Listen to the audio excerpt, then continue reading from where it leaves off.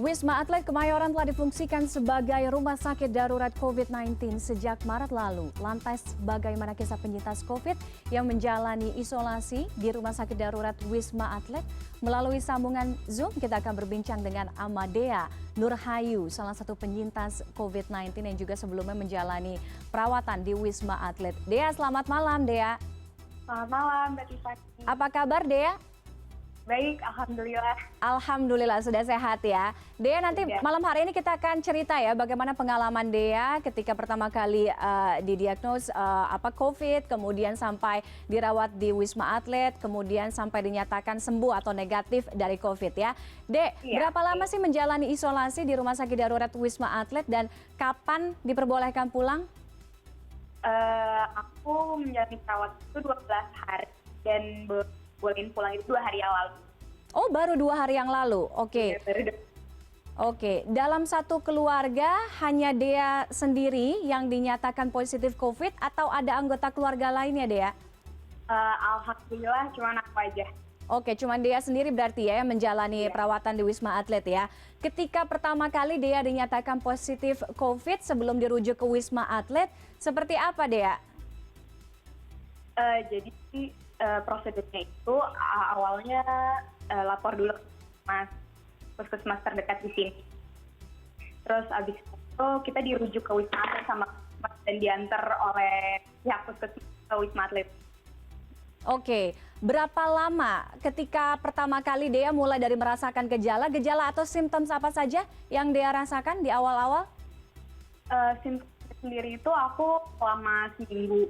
Jadi 2 hari pertama itu aku demam dan demamnya itu disertai dengan nyeri-nyeri di tulang, itu flu ringan, ada sedikit batuk, tapi kebetulan batuk berdahak bukan batuk kering seperti simptom COVID.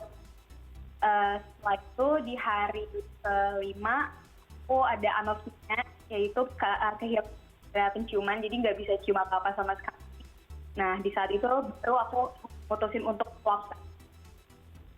Oke, memutuskan untuk swab mandiri ya. Sebelum Ya, artinya melaporkan, mengurus segala administrasi ke puskesmas tadi ya? Ya.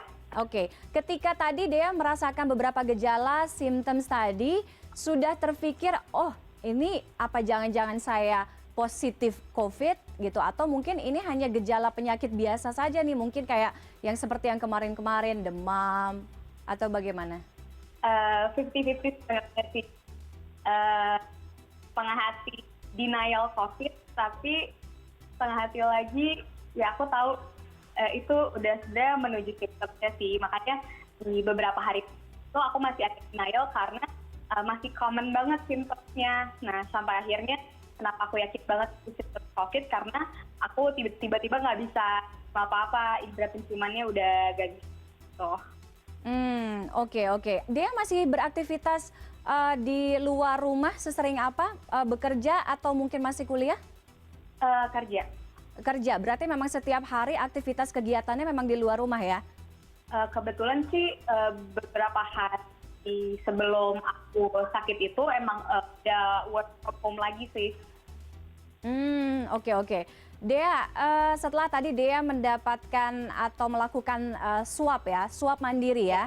Swab mandiri kemudian hasilnya dinyatakan positif COVID-19. Kemudian tadi Dea sebutkan Dea juga sudah langsung mengurus administrasi ke puskesmas. Boleh diceritakan lagi mungkin lebih detail karena beberapa laporan juga kan di luar sana banyak sekali yang kesusahan atau mengalami kendala ketika mereka melakukan pendaftaran atau meminta untuk dirujuk ke Rumah Sakit Darurat Wisma Atlet. Dea juga sempat mengalami atau menemui kendala administrasi ini kah?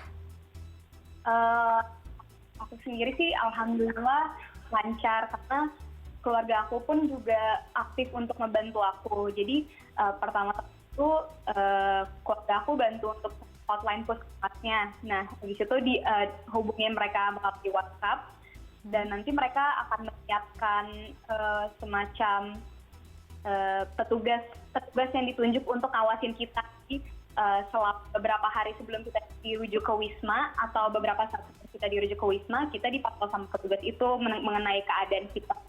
Dan menurut aku sendiri sih kalau misalkan kita ngikutin alurnya itu nggak susah sih untuk bisa dapat rujukan itu. Oke, tidak susah. Berapa lama mengurus ini semua? Ngurusnya sih cuma 1 hari, cuman kebetulan aku nunggu sampai ke Wisma Atlet itu 3 hari karena 3 hari? mungkin di sana nunggu kamar kosong juga sih. Oke, tadi saya agak sedikit kurang dengar, berapa 3 hari tadi Dea sampaikan? Iya, 3 hari. Oke. Tapi untuk pengurusan administrasi cuma sehari aja. Oke, kenapa membutuhkan 3 hari? Apa penjelasannya? Kalau dari kemarin sih di infonya dari pihak Puskesmas itu tunggu dikonfirmasi sama Wisma Atletnya. Oke. Nah, saat Dea menuju ke Rumah Sakit Darurat Wisma Atlet dengan menggunakan ambulans kah? Iya, Atau betul. iya, ambulans yang memang dirujuk oleh puskesmas atau kecamatan setempat ya, begitu ya? Iya. Oke, 12 hari Dea menjalani isolasi di Rumah Sakit Darurat, betul? Betul. Oke, tadi juga ada beberapa video-video yang kami tampilkan yang merupakan dokumentasi pribadi selama Dea menjalani perawatan. Boleh di-sharing ke kami seperti apa perawatan selama Dea menjalani proses isolasi di Wisma Atlet?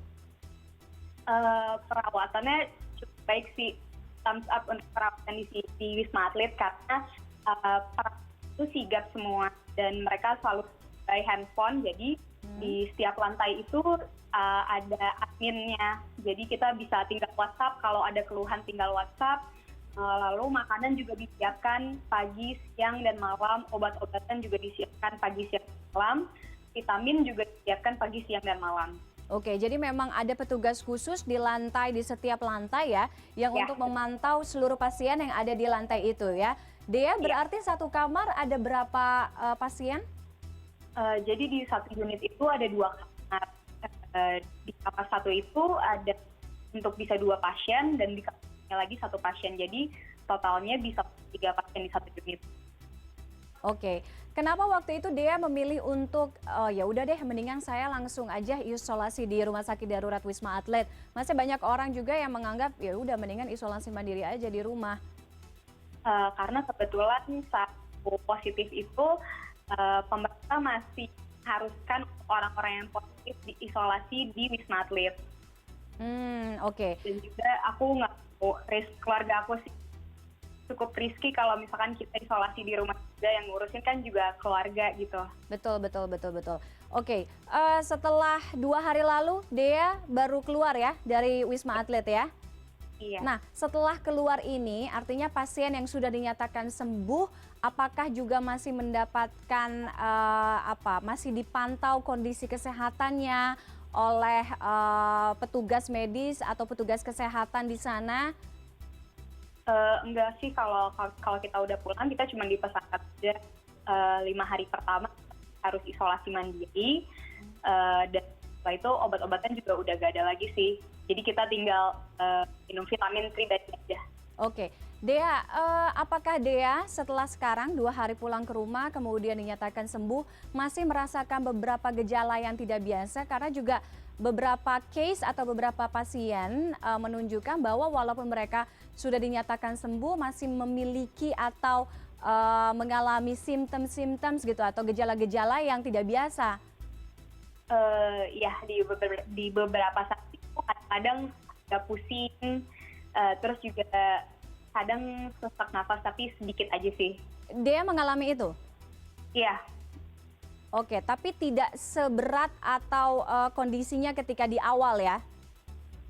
Enggak, kebetulan aku juga dari awal sesak nafas juga nggak begitu parah sih, cuma nafas ringan aja. Karena aku juga ada di rumah. Oke. Alhamdulillah Dea sudah dinyatakan sembuh. Sekarang apa yang mau Dea sampaikan kepada keluarga, kepada sahabat, kepada penonton masyarakat di luar sana sebagai salah satu penyintas COVID? Harus menjalankan kesehatan dengan baik dan benar, dan harus percaya kalau COVID beneran ada. Jadi kita nggak boleh takut berlebihan juga, cukup waspada aja. Dan untuk semuanya di luar sana yang masih berjuang melawan COVID, harus semangat dan harus berpikiran positif karena obat dari COVID sendiri itu adalah dari dalam kita sendiri. Kita harus selalu positif. Baik, terima kasih Dea sudah berbagi pengalamannya. Terima kasih sekali lagi, sehat selalu ya, Amadea Nurhayu. Terima kasih sudah bergabung bersama kami. Juga ya. Selamat malam, sama-sama.